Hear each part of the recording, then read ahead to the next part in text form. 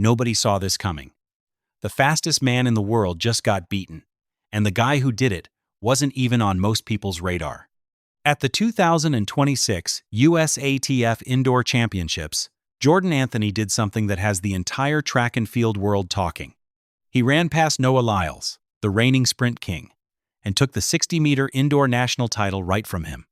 And he didn't just barely win. He powered through the finish line and left everyone in the building stunned. Now let's be real for a second. Noah Lyles is not just any sprinter. This is the man who has been sitting at the very top of the sprint world. He's the guy everyone expects to win. Every time he steps on the track, people assume he's walking away with gold. That's just how dominant he has been. So, when someone comes along and beats him at the biggest indoor race in the country, yeah, people are going to lose their minds. And that's exactly what happened.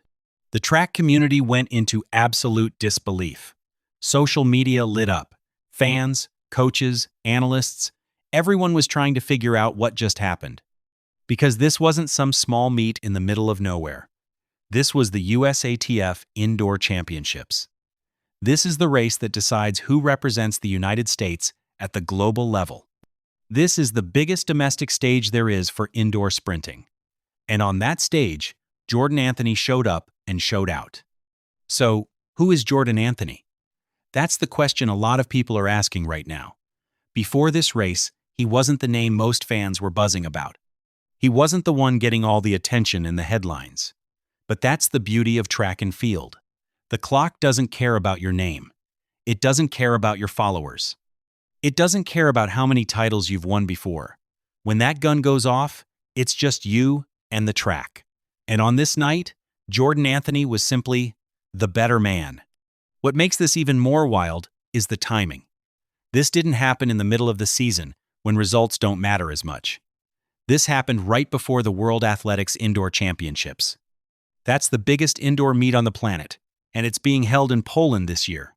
So the fact that Lyles got beaten right before that event changes everything. Think about it. Going into this race, the story was simple. Noah Lyles was going to win the national title, head to Poland, and go for gold at the World Indoors. That was the plan.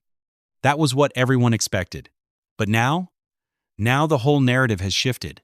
Now people are wondering if Lyles is okay. Is he tired? Is he dealing with something? Or did Jordan Anthony just flat out run the race of his life? These are the questions that are going to follow both of these men all the way to Poland. And honestly, that's what makes this sport so exciting. Nothing is guaranteed. You can be the best in the world one day and get beaten the next. That's the reality of sprinting. 1/100th of a second can change everything. For Jordan Anthony, this is the biggest moment of his career so far. Beating Noah Lyles at the national championships is not something that just happens. That's a statement.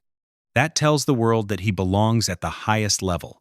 And now, heading into the World Indoor Championships, he's not just some unknown name anymore. He's the guy who beat the sprint king on the biggest stage. For Lyles, this is a tough one. Not because one loss defines him. It doesn't. He's still one of the greatest sprinters we've seen. But the timing makes it sting a little more. Losing right before the World Indoors means he goes into that competition with questions hanging over him. Can he bounce back? Will he be sharp enough to compete with the best in the world? Those are fair questions now. This one race at the USATF Indoor Championships has completely flipped the script on what we thought we knew about indoor sprinting in 2026. Jordan Anthony proved that on any given day, anyone can win. And Noah Lyles, for the first time in a long time, has to answer some real questions about where he stands. The World Athletics Indoor Championships in Poland are right around the corner. And after what just happened, nobody knows what to expect anymore.